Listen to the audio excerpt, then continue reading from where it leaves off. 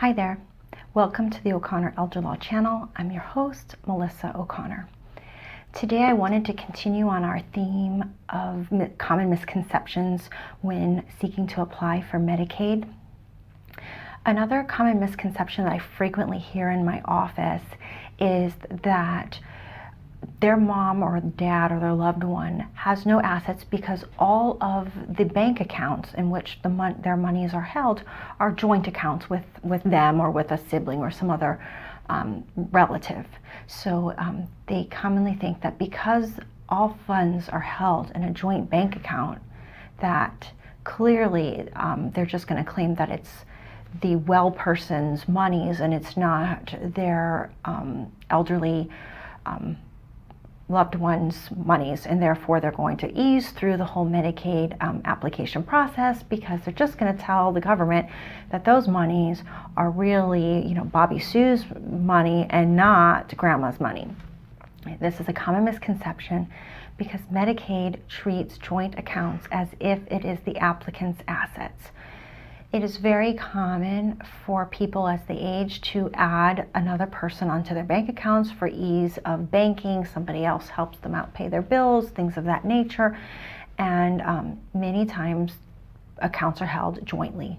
And it's Medicaid's position that those amounts and the funds in those joint accounts are counted as assets of the applicant unless you're able to otherwise prove that it is not the applicant's assets. So the presumption is that it is the applicant's assets, and therefore just by simply throwing your name on their bank account is not a planning mechanism in which you can then claim that all amounts in those joint accounts are not the Medicaid applicant's monies. You have to go through a tested procedure to be able to establish that indeed those monies are not the applicant's funds, although they're in a joint account.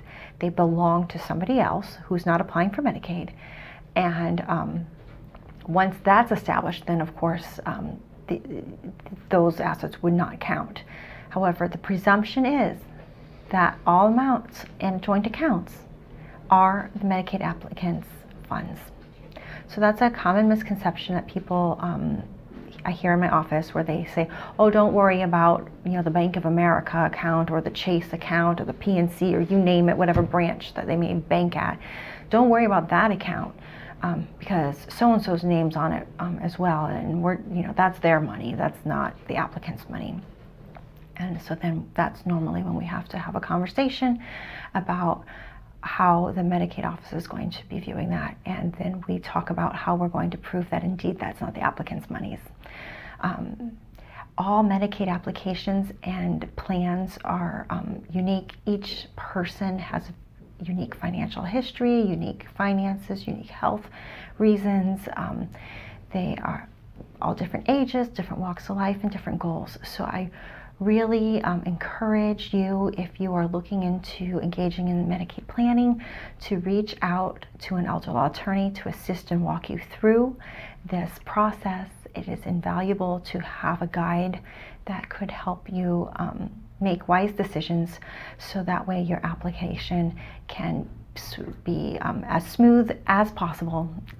We are dealing with government entities and rules and red tape at times that can be frustrating to people. So while we like to make every application as seamless as possible, the reality is sometimes there's bumps along the way, and it's really good to make sure that you have on your team counsel that can help walk you through it. I hope that this information has been helpful to you. Feel free to like and share with those in your community that you think may benefit from this information, and I appreciate you joining me. Thank you.